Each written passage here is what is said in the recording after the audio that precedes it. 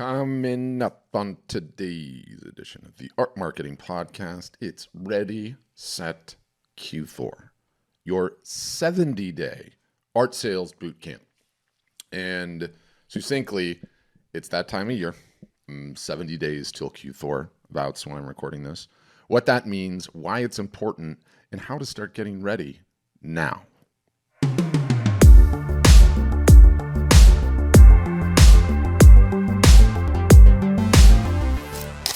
You want to know what's crazy is I have used AI and its coding tools, and I have no idea how to code, by the way. I couldn't write a line of code to save my life. But AI can and did, and now I have the entire podcast database, every single solitary episode of this podcast, hooked up to Claude, which is one of the LLMs I use from Anthropic, large language model. So I can search all the transcribes and find out how many times guests appear and talk about topics and all kinds of things. And the podcast has been going for like 8 years now, I think. And, we've covered Q4 quite a few times, several episodes and live sessions and Q&As about this particular topic. And, I asked the new chat database thing, and when was the first time on this podcast we mentioned it? It was all the way back at episode 17 was the first time. And I remember back to those days because we were still learning, how big Q4 was, how important Q4 was, what our customer base did in that particular season, and just how important it was, right? And, what I've realized is you do a podcast for this long, it's like you cover a bunch of topics and you think in your mind hey, I've already covered that topic. Everybody already knows about that topic. I don't need to go back and cover that topic again, right? I can just move on to the next. And you would think I don't need to do Q4 again. Do I really need to do Q4 again? I've done it multiple times over the last 7 to 8 years. Do we need to do it again? And of course, the answer is yes. And there is one primary reason for this, and I want to cover that. I want to talk about why Q4 is a big deal. I'll throw in an analogy, of course, some economic facts that I found that are really encouraging. And then I want to finally, get into some tactical housekeeping about how to get ready, what to be thinking about right now, and how you can best prepare yourself for this Q4. And sitting above sort of everything that we're going to get to in Q4 in this episode is, the primary reason that we're talking about Q4 right now in the middle of July, not even August yet, is really just one concept. And the concept is called effective frequency, right? And I've talked about effective frequency in the past on this podcast, and maybe you've heard me talk about it, but I'm going to rehash it anyway. And the effective frequency is this sort of made-up number, okay, that really is more reflective of a concept, okay? And the concept is human beings, in order to take action, i.e. purchase your product, there's this notion of the effective frequency, and it's the number of times that particular person, that particular human being needs to be exposed to your artwork, your message, your brand before they make a buying decision, okay? And sort of a way to think about it is let's say, and I'll just make this up on the fly, you're driving your car down the freeway and you see a billboard on the side of the freeway and it's for Coca-Cola. And you see that and you're like, okay, great. Then you're listening to a podcast on Spotify, still driving in the car, and you hear an advertisement for Coca-Cola in a podcast. Then you get to work and you're sort of bored and you're looking at Instagram and you're scrolling and you see an advertisement for Coca-Cola. There's number 3. Then when it's lunch, you get into a restaurant and there's a big Coke machine in the corner and there's all the Coke brands all over it and it says, enjoy Coca-Cola. There's 4, right? So you go out about through the rest of your day and it might be a week and it might be a month, but the effective frequency goes to 30. And then all of a sudden you're like, I need to go get some Coke. I really want a Coke. And in that case, let's just say the effective frequency was 30. You needed to be exposed to their product and see it 30 times in order for you to make a buying decision and motivate you enough to take action. And no one knows what the real magical number is. And obviously it's different for different times, but conceptually it's super accurate.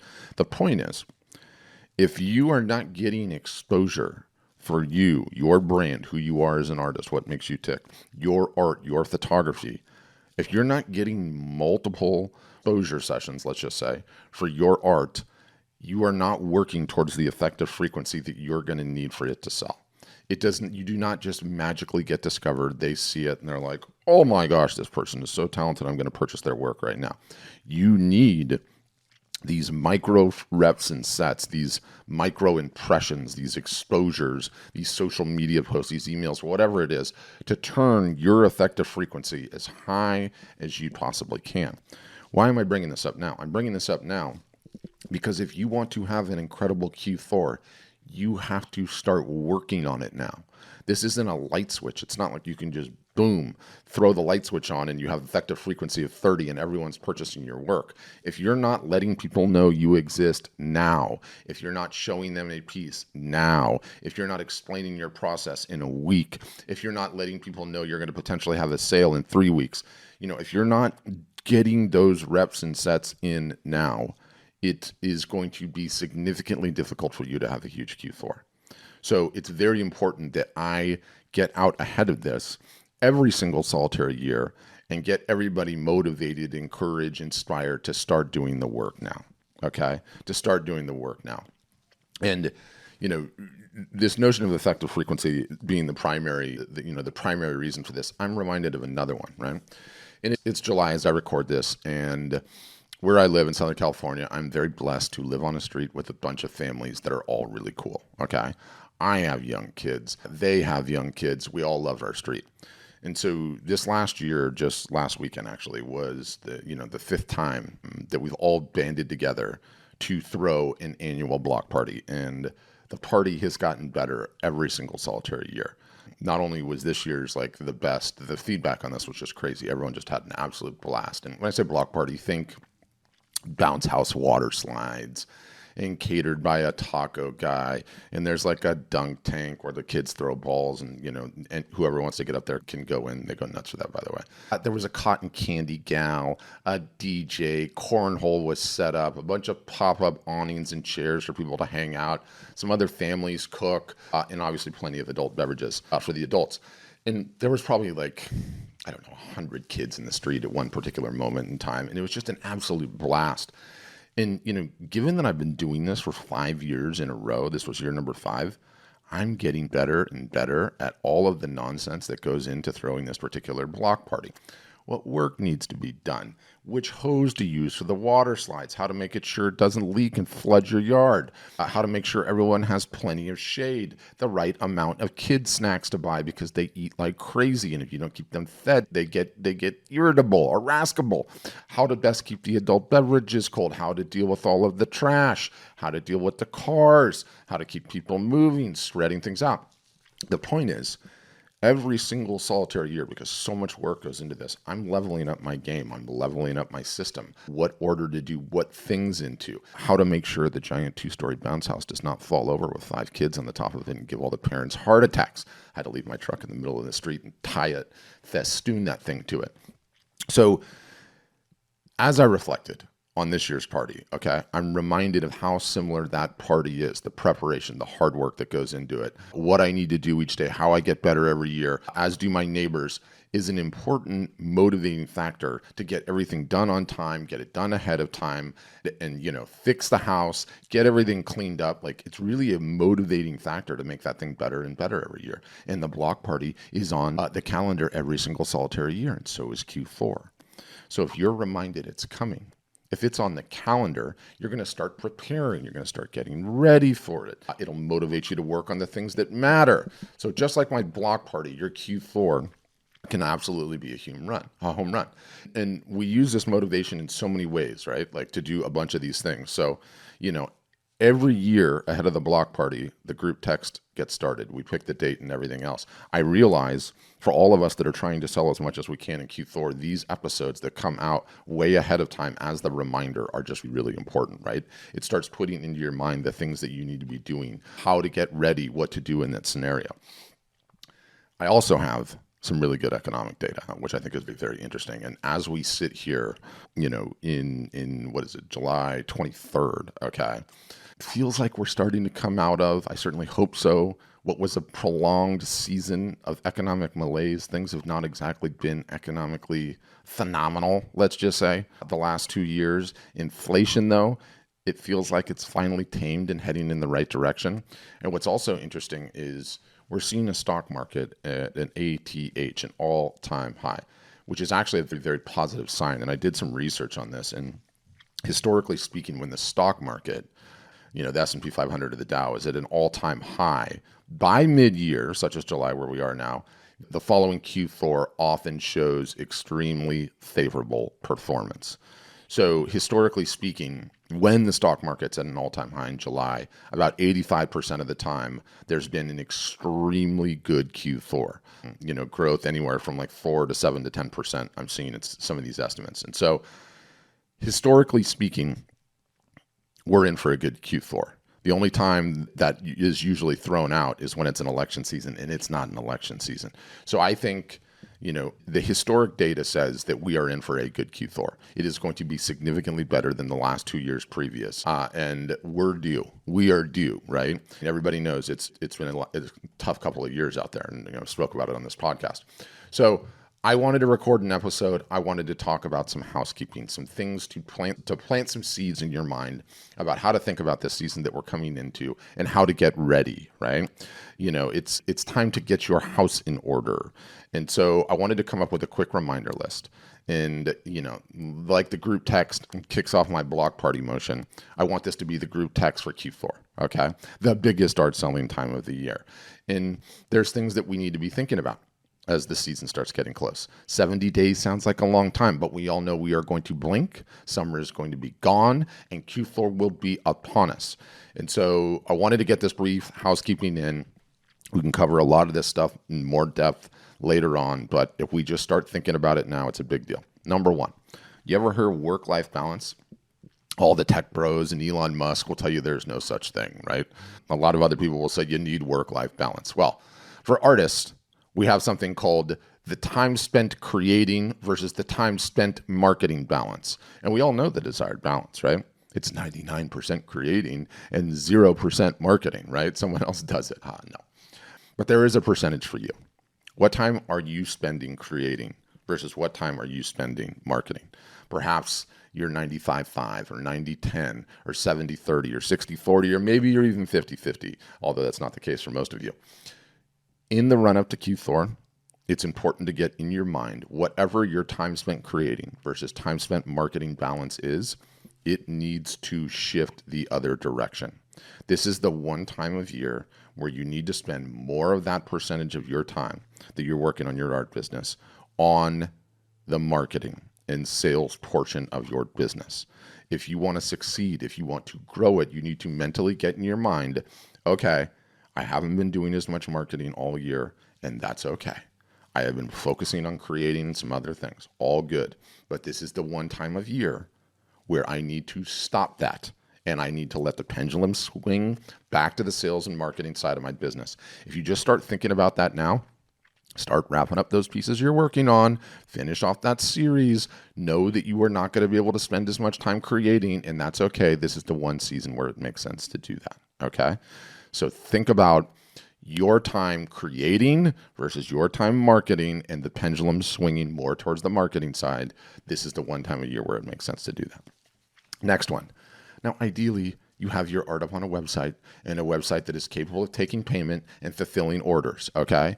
If not, it might be time to think about getting that going, right? And, if the thought of that is too daunting, okay, you should have your art up on a website. You should be able to take credit card. You should be able to fulfill orders. That's an important part of having a creative business.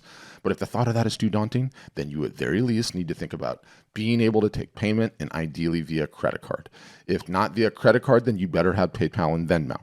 Now, the website is, of course, ideal, but the number one thing I'm trying to impress upon you guys, especially those that are just getting started, but you better be able to take payment, okay? It needs to be taking credit card. You can't be a cash and check only business, and you need to get this sorted ahead of time so that you can take orders and you can fulfill orders, okay? Next, let's talk about your prices. I've covered this topic in great detail, of course, on this podcast and in my webinars, and I will put a link in the show notes to an earlier episode for those of you guys that are struggling on how to price your art. But without going too deep and into specifics, ahead of Q4, great time to audit your lineup right now. How are you doing on your range of prices? Do you have non-wall art products in your lineup? Hello, smaller gifts and corporate gifts and stocking stuffers and impulse buys. Very important to have non-wall art in your lineup. And if you don't have these items, now is the time to start working on it. As art storefronts, do we make it easy to do? Yeah, we do. And great, sign up with us, awesome. But we're not the only game in town. It takes time to get these vendors in place and to know what you're going to be able to sell. So now is the time to start thinking about that, okay? Very important to have the range of prices going into the holidays. 0 to 100 to 1,000 plus. If you have that range, mathematically speaking, you're going to be acquiring more customers. If you need more help on pricing, though, again, I'm gonna include that post in the show notes. Next, I have a contrarian take for you. Right now, 70 days out ahead of Q4 is an absolutely great time to increase your prices across the board. Raise everything by 15, 20%. Just do it. And the reason is when Q4 comes, the time for wheeling and dealing is going to be upon us. The time for combining items is going to be upon us. The time for making our offers of what we are selling better and more interesting is going to be upon us. And if you just raise your prices, you're going to feel significantly better and be in a significantly better position to negotiate and or offer incentives via sales and promotions. So it's very easy. If you're not selling a ton right now, raise all your prices by 15% just to get ready, okay, for Q4. Even if you are selling a ton, raise your prices by 15% just to get ready. It's a great time to do it, so something to think about. Next, let's talk about your email list, okay? Email, yes, email is still one of, if not the primary revenue driver in most art businesses. It's more important than social in a myriad of ways. You all have an email list too, even if you don't have one. Email lists start with friends and family. Let these folks know you exist. Let them know you're an artist. Let them know you have creations to sell. Do not assume that any of those people actually know you're an artist, know you're creating, and know you have creations to sell. Let them know now ahead of the buying season so you just got your effective frequency from none to one, okay? Everybody has an email list. So start thinking about how you're going to email that email list. You can't send them the first email on October 1st and expect it's going to go great for you. You've got to start emailing these folks, okay? So think about how you can do a print giveaway or a merch giveaway or some sort of a new piece announcement or talk about your process or ask for commissions or let people know you're doing commissions. Whatever it is, you need to be emailing the list and you need to try to be growing the list between now and Q4. So contemplate doing an in-person event or a show or a fair, so you can capture more emails ahead of Q4. If you don't have a pop-up on your website that captures emails, then now is the time to add one. If you have a paper list of emails or receipts or the like that you have not put into your email database, then now is the time to do that. You can't just have an email list. You need to send emails. Never forget effective frequency, okay? It is quite literally the law of marketing. And no matter how talented an artist you are, if you break this one, you are going to lose, or certainly not win as big as you can. So we'll talk more about email. I will come with some topic-specific episodes on how you can grow your email list, on some creative ways to incentivize folks to get on your email list. But the bigger that list is, the more we warm it up, the better Q4 that we're going to have, period. Next, let's talk about social media, okay? We all love social media. We all love to hate social media, right? Effective frequency is easiest achieved on social media. It just is. We have to be contrarian about the fact that everyone walking around, driving around, commuting here, there, and everywhere is on their phones all damn day. Everyone is on their phones all day long. The social media companies are so good at getting us to come back and stick into these apps that we have to be storytelling in them. Very important. The two big dogs for art and photography sales, for creative sales, remain Instagram and Facebook. Both still very important. So it is time to dust off, okay, our social media hats and start taking our marketing on those platforms a little bit more seriously. It takes time to get good at doing it. Instagram specifically, let's talk about it. It's important that you do image posts. It's important that you know how to do carousels. It's important that you can create a reel. It's important that you know how to put a reel into a story. It's important if you have it in you to learn how to do live broadcasts. All of them have tremendous reach. All of them are really easy, low-hanging fruit ways for you to increase your effective frequency ahead of Q4. If you start exercising these muscles now and getting a little bit better at it and doing it a little bit more consistently and making sure that you are in the feed every week, you are in the feed every day, more people are going to get exposed to your art. More people are going to have their effective frequency go up by one notch on the volume, and that is going to help you significantly, you guys, significantly. And we'll talk more about social media in the coming weeks in the run up to Q4. So you guys, 70 days till Q4, and things are heating up. If you're going to have a great one this year, it's time to start taking it seriously now, right? The analogy, which is a good one, but I also hate it because I hate running, is you signed up for the marathon. You put your deposit down. It's non-refundable. The marathon is Q4. The minute the deposit's down and it's non-refundable, you start eating a little bit healthier. You cut down on the adult beverages, a little bit less sugar. You start going for warm-up runs. You start with a mile, and then you do 3 miles, and then you do 5 miles. The marathon analogy is exactly what we need here. You have signed up for the race, and the deposit is non-refundable. So it is time to start training, and it's time to get your house in order, okay? And I'm going to do all I can in this podcast and my live broadcast to help you with motivation, inspiration, likely some mild harassment, okay? Potentially some bribery. I'm going to be covering how you can leverage AI this year to level things up, because we have not had AI in Q4. That's a new twist. So I want to make sure this year we leave nothing on the table. I want you guys to win on that note. Thanks for listening. And as always, have a great day.